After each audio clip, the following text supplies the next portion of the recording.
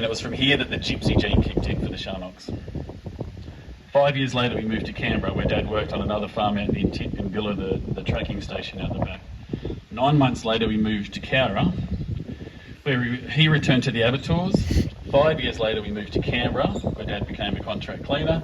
22 months later, after Mum and Dad separated, he, Troy,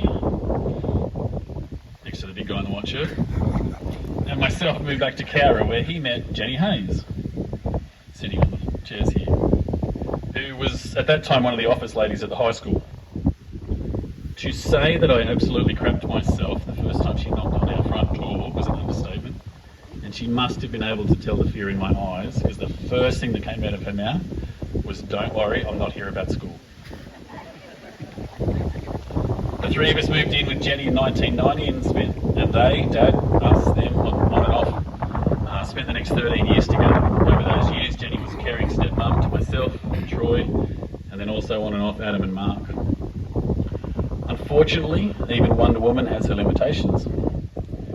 And they decided to separate, with Dad returning out here to Woodstock and moving into the little house behind the family house that you can look at up there, whatever,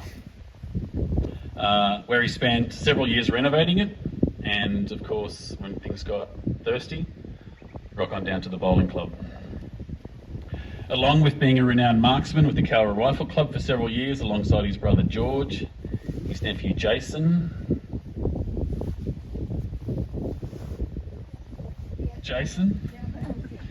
and my brother Troy, next to the big guy in the white shirt. Dad was addicted to lawn bowls. He won several competitions in various grades in Borewa, Cowra, Woodstock, Goulburn, and eventually Albany, and it was bowls that led him to his last true love, Angela Brinkley. Angela was living in Woodstock and working in aged care, and they quickly bonded over beers, bourbon and bowls. And after a short stint of dating, or whatever old people do, again, decided to get married in 2006. And that actually, the ceremony for that was actually at the bowling club that we're going to go back to later. Kind of cool. They moved to Goulburn, where they quickly established themselves in the bowls community there, with Dad taking on several jobs, including cleaner, greenkeeper, and somehow part-time barman. Yeah.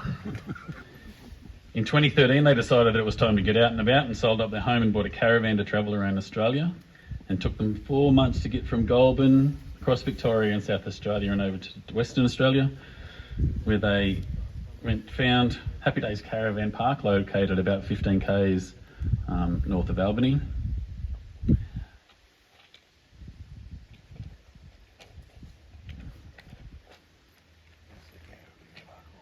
I know how paper works, it's all good.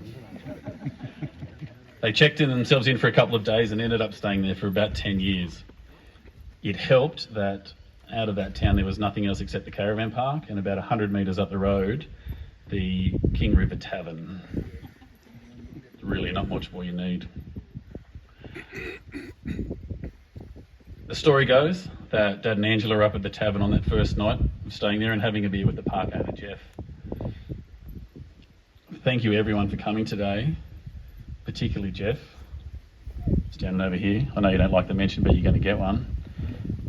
First of all, for putting up with Dad for 10 years, but Jeff's flown over from Albany for this today, so thank you for coming. They got talking and Jeff mentioned that he needed to cut a few sheep up the next day. Dad told him that he worked at the abattoirs and that he'd give them a hand if they wanted. You can imagine my dad's irritation, those people who worked with him, watching a bunch of nuffies rip and hack into some sheep and taking forever. Apparently it took them about 20 minutes to do the first one, and about 30 minutes for Dad to do the next 6 once he pushed everyone out of the way and showed them how it was supposed to be done. Get out of here, you don't want to learn. Again, his work ethic had shone through, with Jeff so impressed that he offered him to stay free of charge in exchange for helping around the park, repairs and maintenance and groundskeeper Willie kind of stuff, without the rig. And they were inseparable ever since that day. Dad often told me that he'd be lost without Jeff. And Jeff's also told me that he'd be lost without Dad. And they definitely became good mates very early on. Dad definitely left a mark in Albany in that 10 years and will be sorely missed by the bowling community, Jeff at the park, and the publican down at the tavern. I think they're actually having a ceremony over there right now. We put some money over the bar there, so I hope they're having a great time as well. And this brings us to 2022, a year that can absolutely go and get far away. Dad was stoic old school. He was scared of his cancer diagnosis, but was firm that he'd do whatever was needed to fight on. The operation and recovery were not as successful as he'd have hoped, and he passed peacefully in his sleep on the 21st of August. But as he said one day, we had a crack. Sadly, to add to the story,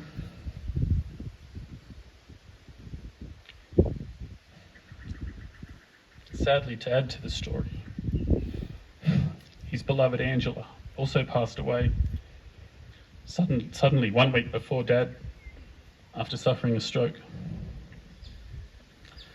Perhaps fortunate now that they are back together, if that's where we end up after all of this. But for me, it's also a sad finish to the lives of a couple of good kids. Rest up, guys. You deserve it.